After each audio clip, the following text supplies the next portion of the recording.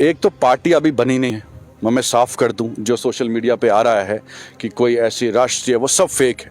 ना कोई सिंबल, ना कोई फ्लैग, ना कोई नाम अभी डिसाइड हुआ है आज के इस वक्त के टाइम तक, 3 तारीख तक। जो लोग जम्मू कश्मीर की पार्टियों की आज हम पे टिप्पणी कर रहे हैं, हम पे सवाल उठा रहे हैं, आज़ाद साहब के किरदार पे सवाल उठा रहे हैं कि ये बीजेपी वगैरह, उनको पूछिए कि आपका वजूद ही नहीं था। आपको मुफ्ती मोहम्मद सईद साहब ने कैबिनेट मिनिस्टर बनाया और उसी पार्टी को आपने धोखा दिया, उसी मुफ्ती खानदान को धोखा दिया और चले गए मोदी साहब से मिलने, गले मिले, फिर आए, बोला हम आपको साथ देंगे। अब रूमर्स चल रहे हैं, स्पेकुलेशंस हैं कि कल के आने के दिन में जो है कुछ ऐसी पॉलिटिकल पार्टीज है कश्मीर घाटी से जो आज़ाद ग्रुप को ज्वाइन करेंगे। क्या कुछ ऐसा क्ल्यू, ऐसे कोई आप इशारा देंगे कि कौन सी ऐसी पॉलिटिकल पार्टीज के जो नेता हैं जिनने पॉलिटिकल पार्टीज बनाई और अब आज़ाद में शामिल होंगे? सवाल ये है कि आप कांग्रेस में रहे इतने टाइम, एक पार्टी इस तरह खत्म होना, क्या कभी दुख हुआ आपको? कांग्रेस क्या कर रही है? बीजेपी का बी टीम जो है वो कांग्रेस है, क्योंकि आप देखिए बंगाल में ममता बनर्जी बीजेपी की टक्कर में खड़ी हो गई। आपको पहले पता था ये?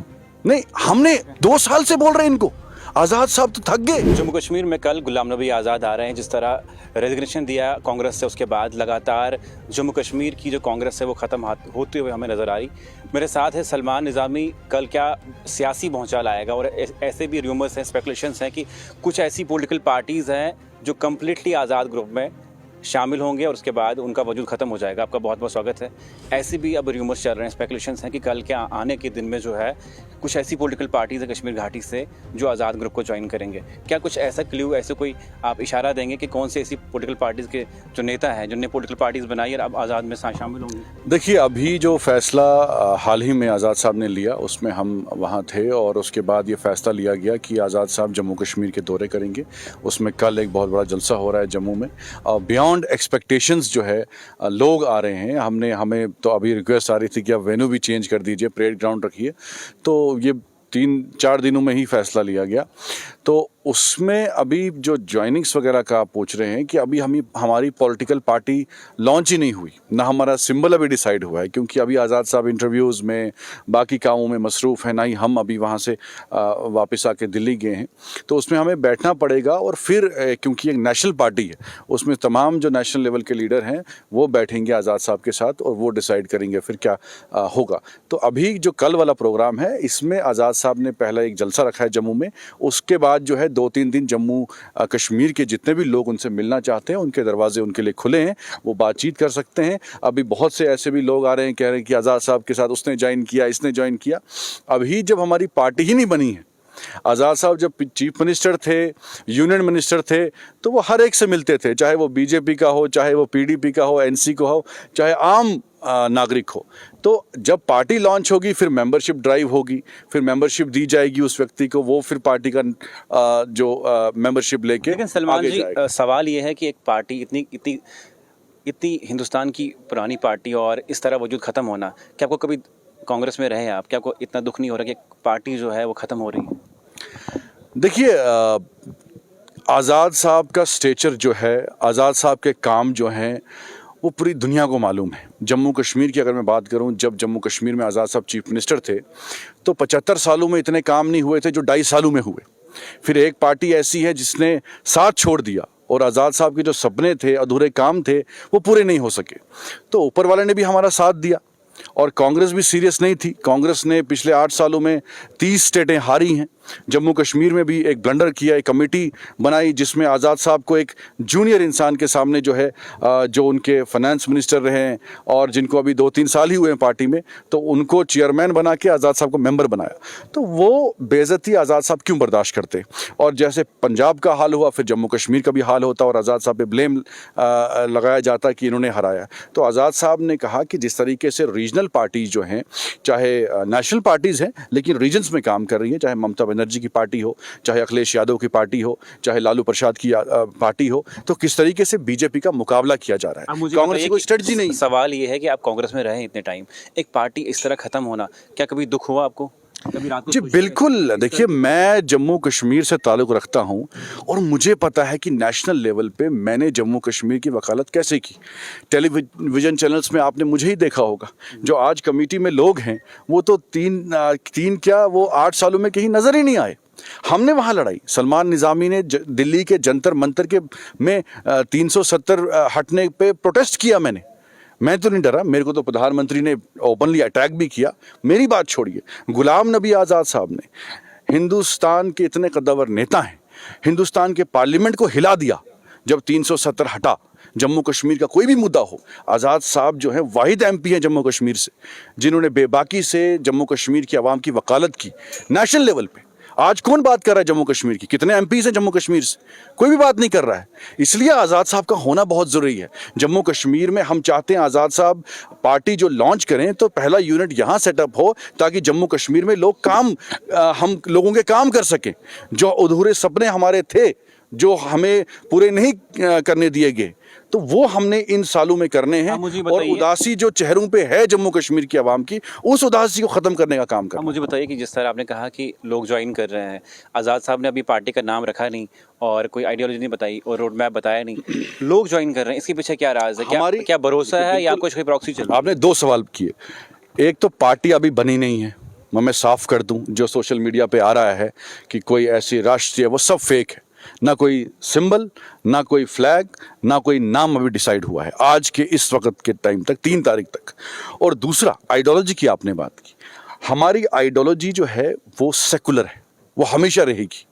हम कभी भी कम्युनल फोर्सेस के साथ ना मिले थे, ना आगे मिलेंगे। और जो लोग जम्मू कश्मीर की पार्टियों के आज हम पे टिप्पणी कर रहे हैं, हम पे सवाल उठा रहे हैं, आज़ाद साहब के किरदार पे सवाल उठा रहे हैं कि ये बीजेपी वगैरह, उनको पूछिए कि आपका वजूद ही नहीं था। आपको मुफ्ती मोहम्मद सईद साहब ने कैबिनेट मिनिस्टर बनाया और उसी पार्टी को आपने धोखा दिया, उसी मुफ्ती खानदान को धोखा दिया और चले गए मोदी साहब से मिलने, गले मिले, फिर आए, बोला हम आपको साथ देंगे।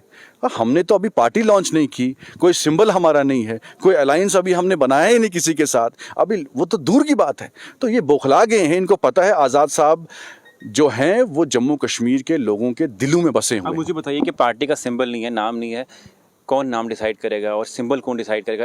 पहले पार्टी का सारी चीज़ें लॉन्च होती है, उसके बाद पार्टी लॉन्च होती है। ये किस तरह की पार्टी लॉन्च कर रहे हैं? ये कौन सा सस्पेंस है? ये क्यों आप रख रहे हैं? अभी हमने पार्टी छोड़ी है। एक 40-50 साल आज़ाद साहब ने पार्टी की खिदमत की। जम्मू कश्मीर में कांग्रेस ज़ीरो थी, कांग्रेस को 20 से ज़्यादा सीटें आई, आज़ाद साहब चीफ मिनिस्टर बने। पंजाब आज़ाद साहब गए, वहाँ सरकार बनाई। आंध्र प्रदेश आज़ाद साहब गए, वहाँ सरकार बनाई। कर्नाटका आज़ाद साहब गए इंचार्ज, वहाँ सरकार बनाई। आज़ाद साहब का रिकॉर्ड क्लियर है। आप मेडल उसी शख्स को पहनाएंगे जिसने जंग जीती होगी। तो अभी हमने पार्टी डिसाइड नहीं की है, जाने किसी और पार्टी का तो सवाल ही नहीं है, इसलिए टाइम लगता है। अभी लोगों से बातचीत होगी। आज़ाद साहब कल आ रहे हैं, 2-4 दिन जम्मू में बैठेंगे, लोगों से बातचीत करेंगे, क्या मसले हैं, मसाइल हैं, क्या मैनिफेस्टो होना चाहिए। कश्मीर जा रहे हैं, चिनाब वैली जाएंगे, सब लोगों से बात करेंगे, उनके दरवाजे सबके लिए खुले हैं, उसके बाद हम डिसीजन लेंगे। अब मुझे बताइए, कुछ पॉलिटिकल पार्टीज कश्मीर घाटी की इस तरह हैं जो कहते हैं कि आज़ाद साहब ने वोट दिया 370 को हटाने के लिए और मोदी की जो है सपोर्ट किया। मुझे बताइए कि क्या आप मोदी की टीम बनके जम्मू कश्मीर में आए हैं या आप लोगों की खिदमत करेंगे? देखिए, आज़ाद साहब का किरदार पूरी दुनिया को मालूम है।